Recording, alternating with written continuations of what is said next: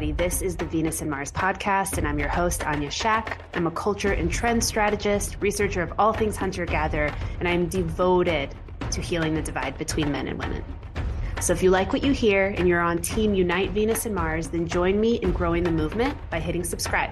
Now let's get straight into the episode. Hey everybody, welcome back to the show. You've got your host Anya here, and I'm back for another solo episode. So I want to dive right in.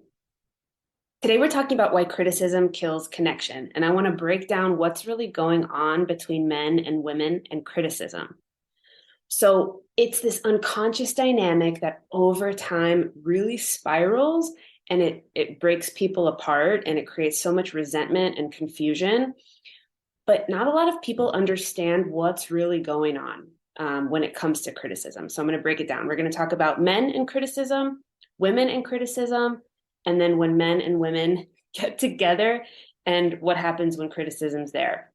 And then finally, I'm going to share some replacements for criticism because, you know, we all need feedback. We all need to know what we can improve on, but there's a way better way to do it between men and women. I'm going to give some stories and examples. So, all right, I'm excited to dive right in.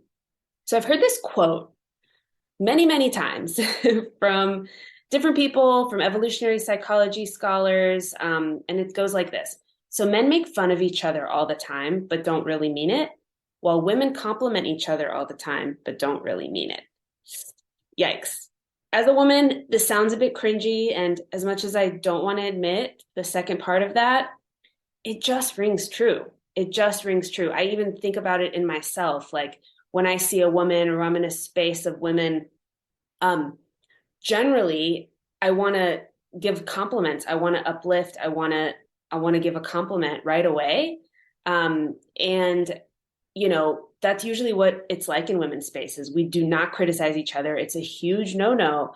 But because we're so used to complimenting each other, and mostly it's true when we say compliments to each other, but I'm certain that like there are times when I like am introduced to a new woman or something and right away my brain scrambles and like I need to come up with a compliment because that's just like our language.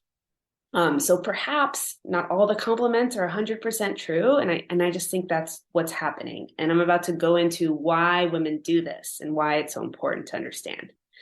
So women don't criticize each other. We really don't. But men really do. Okay. So men, as I've noticed, as I've seen just over the years, men's circles, friends, they're always criticizing each other. They're putting each other down. So if like you take that scenario where I meet a new woman and like right away I want to think of a compliment, a guy will right away want to think of like a way to put him down, right? But what's fun and what's funny is that they're doing this for fun. They don't really mean it. Okay. So like it seems like men are just relating to criticism so differently than we do. And for guys, when it comes from another man, it's like what I've noticed is it's taken like another opinion or just something to consider. Sometimes it's like a challenge or even just an opportunity to step up. Like, oh, you're so short. I bet you can't dunk that basketball, right? Oh, you want to see me try? So in general, it's pretty positive. And the way I witness men, like it seems if it's not the most positive thing, it's at least humorous, which I think they all kind of intrinsically get, and it bonds them together. It's part of like their language, right? The way that women compliment each other as part of our language, they kind of put each other down as part of their language. So I think that's interesting. Now, why do women have such an averse reaction to criticism? Why do they detest it so much? So I've been thinking about this a lot, and I realize it all goes back to those gatherer instincts we have. So it's in our instincts to please both the hunter and also all of the other gatherers in the group. So they allow the woman to stay. And like, it's really important to remember that for women, kind of relationship and social connection, it's our lifeline. It's like our 100,000% lifeline because that's the only way we can maintain status. It's the only way we can maintain protection, as opposed to as opposed to a hunter who maintains his status through his physical ability, through the way he hunts, through the way he fights. So he can literally come up to another man and challenge him and like prove himself or not prove himself. It's all kind of out on the open, whereas women can't do that. The gatherer could never do that. That was not something that she would be able to do in her life. So she's not strong enough physically.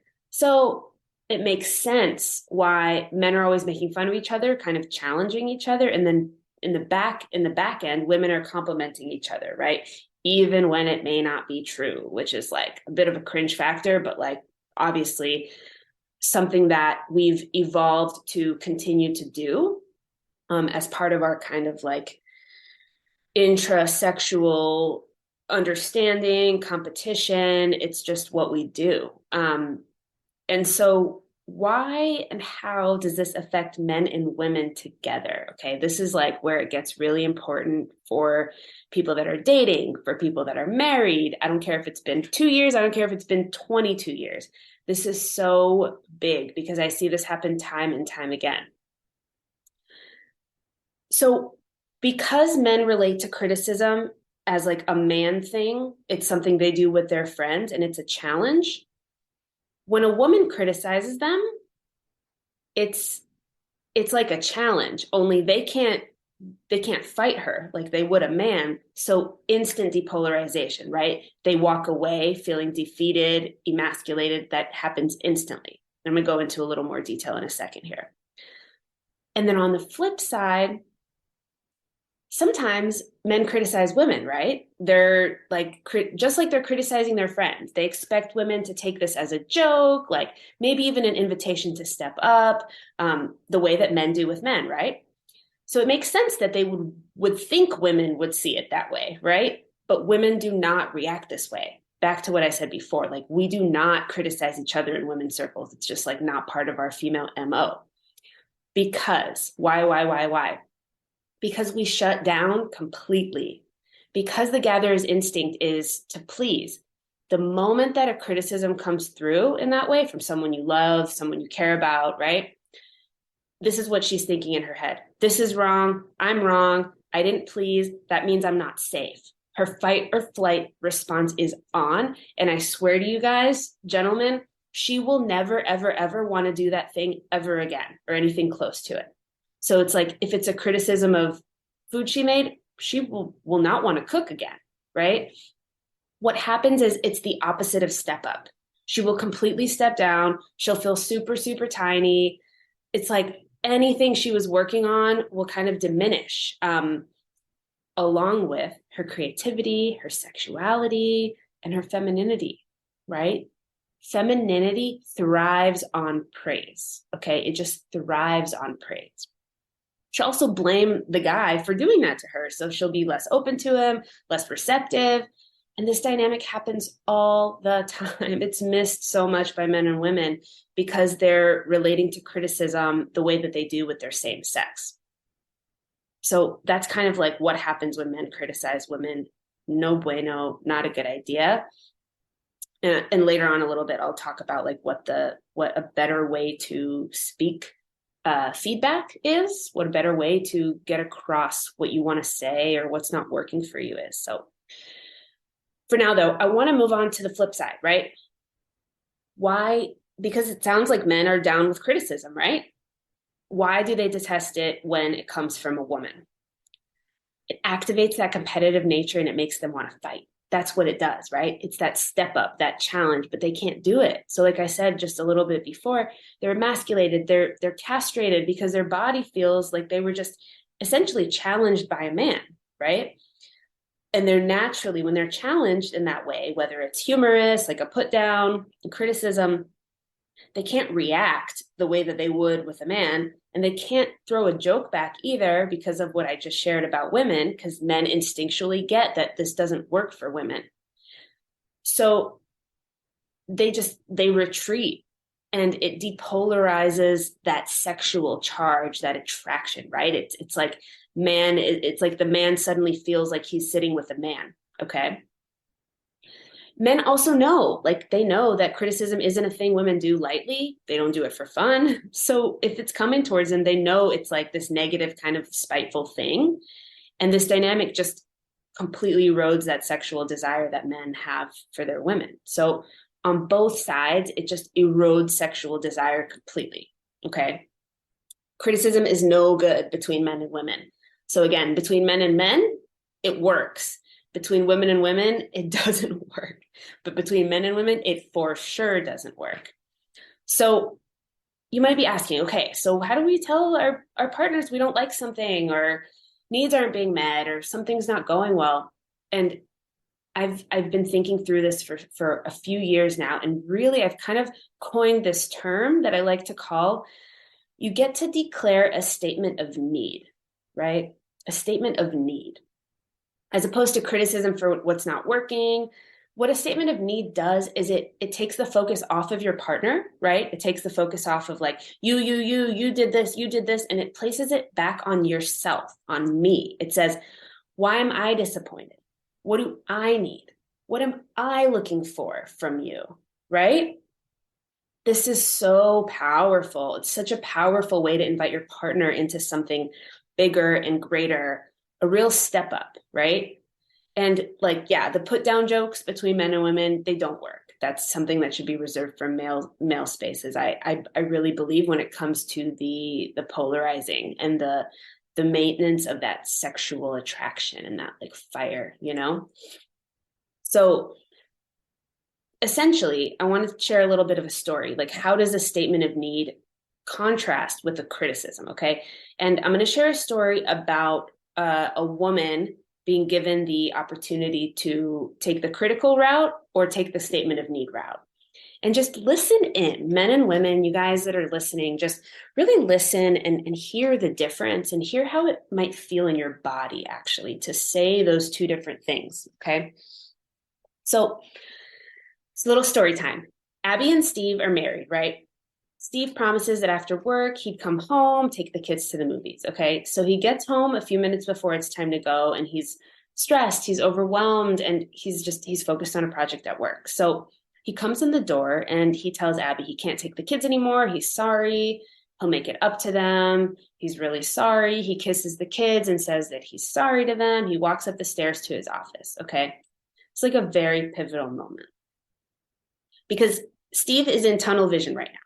We're on this podcast, we talk about men that want to identify with their masculinity, and women that want to identify with their femininity in partnership with each other, right? Of course, we all have both energies in our consciousness. And so in this moment, he's really in tunnel vision, okay? He's in tunnel vision and he's focused on a project, and that's how men are. We've talked about a million times here how men are extremely singular focused, and that's because they're really, really passionate about doing the things they're doing and providing. Sometimes they get sidetracked. So Abby takes a deep breath and she makes a choice, okay? Because she's going to confront him right now. That's just the matter. Like, that's just the fact of the matter, okay? And so I kind of came up with two ways that Abby could respond, okay? And I want you to really close your eyes even if you're listening to this. And I'm going to speak the critical response and the statement of need response, okay? So the critical response.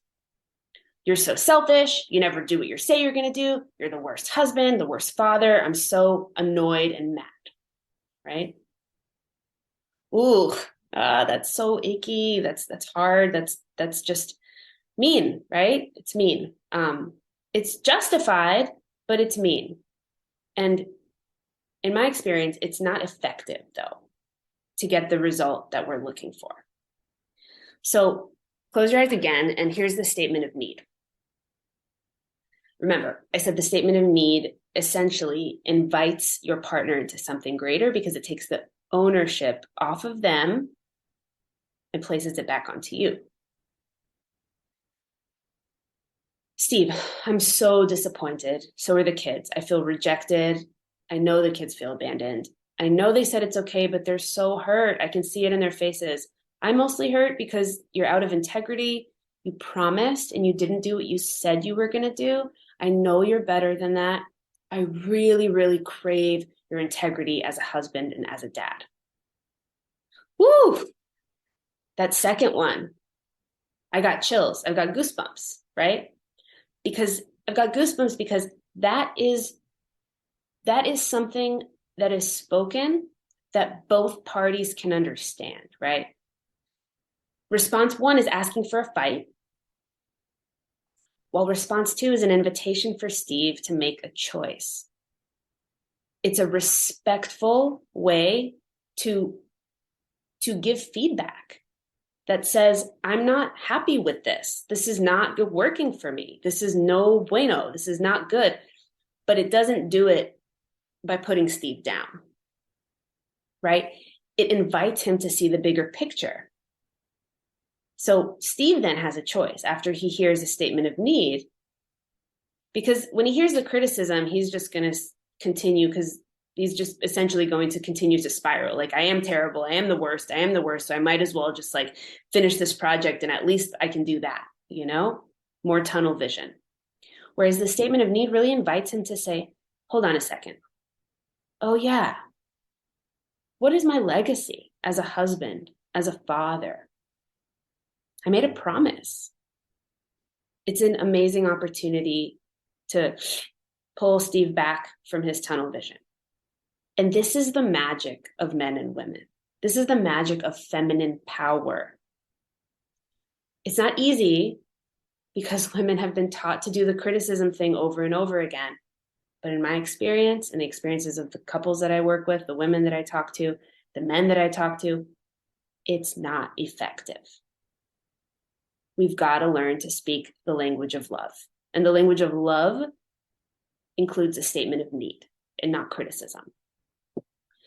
So it's so worth it to do this. And so kind of doing a little recap on this little episode, I was super, super passionate about opportunities that men and women can take to really connect deeper, to come closer. And this is one of those. So really thinking about how men and criticism work, how women and criticism works, how men, women, and criticism works and doesn't work, and just really thinking about using a statement of need in our lives when we are frustrated, when we are angry, when we are mad, and we want to declare what's missing.